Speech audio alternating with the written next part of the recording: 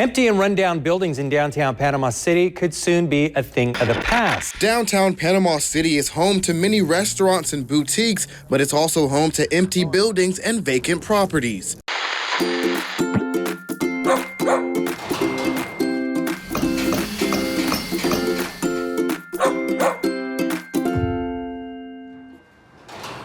My name is Alan Branch, and this rundown warehouse is about to become our family's dream home. Well, at least that's the idea. This building was an auto garage from the 1930s to the 1950s. In the 1950s, a man that owned an appliance store right across the street bought this building for storage, and it's been storage since the 1950s. Normally when Alan brings ideas to me, he comes in with, hey, I got an idea. And I normally roll my eyes and think, great, what's he thinking of? This time he came in smiling ear to ear and mentioned a warehouse space downtown and the possibility of building it into a house. And I immediately thought, Alan, this building is disgusting. You've never built a house before, and we already have a great home in a good neighborhood. What the Branches are doing is completely different. It's a complete 180 degrees from what most home buyers are looking for. The building's not in that great a shape. It's pretty much just a dead warehouse at this point. Now this is a 3,000 square foot building for $30,000. I think this building was mispriced because the selling agent had no spaces to compare this to. Those are called comps. There were no comps for this building. Also, this building is a weird shape. It's triangular, maybe pentagon shape. I don't know, I'm not really good with shapes, but it's a weird shaped building. So yeah, the building was disgusting and not in a typical area for residential. So not many people would have thought to turn a warehouse into a warehome.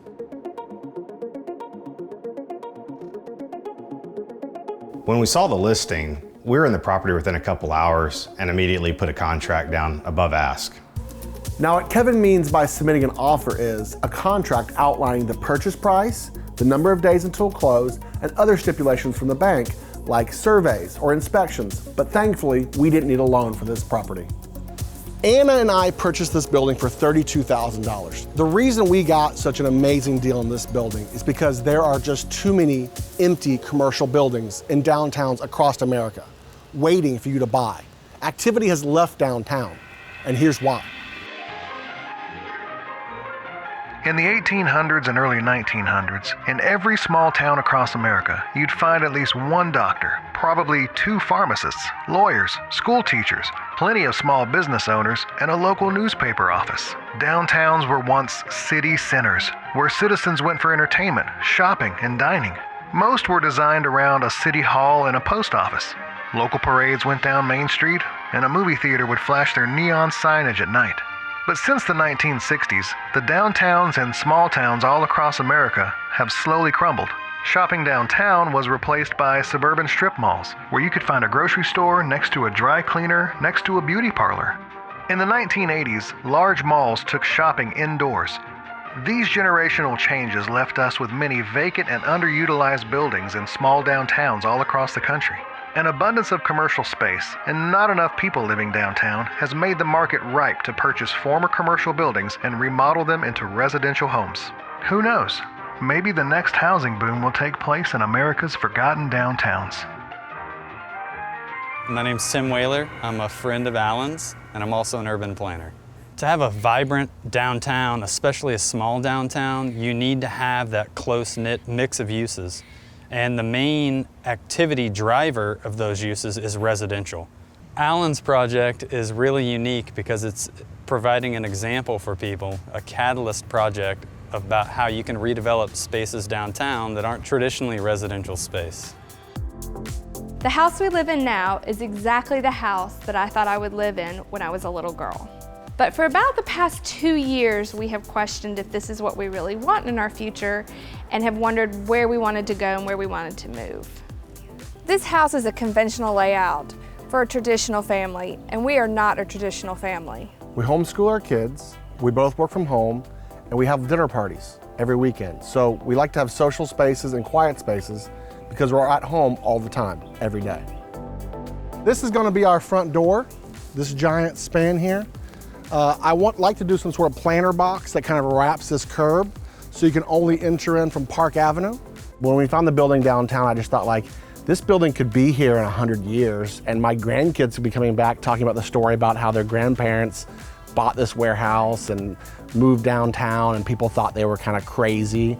So this area here, we're planning on a kitchen with a double oven possibly, hibachi station. We have always wanted pellet ice maker. Like they have at Sonic? Like they have Sonic Ice. I want to paint my room teal with maybe some white stuff on it, and I may want some gold glitter on it, maybe. What do you want, Jimmy? I don't actually even know, but I just can't wait. When you buy a house, you're buying somebody else's dream, somebody else's floor plan. But we have the opportunity to build the house of our dreams that fits our unique lifestyle.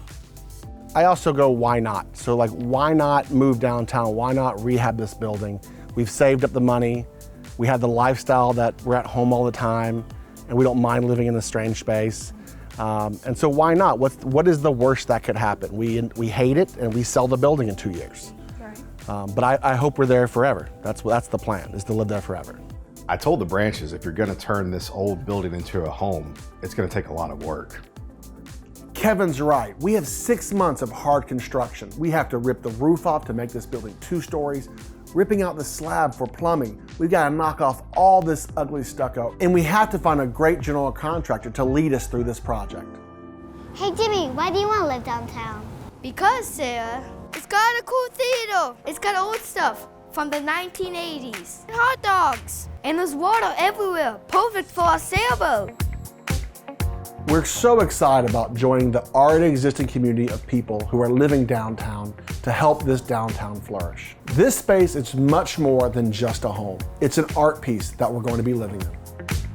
Anna and I have never extensively remodeled a home or built a new home. So we're learning this whole process, and we're going to share all the mistakes and the fun with you.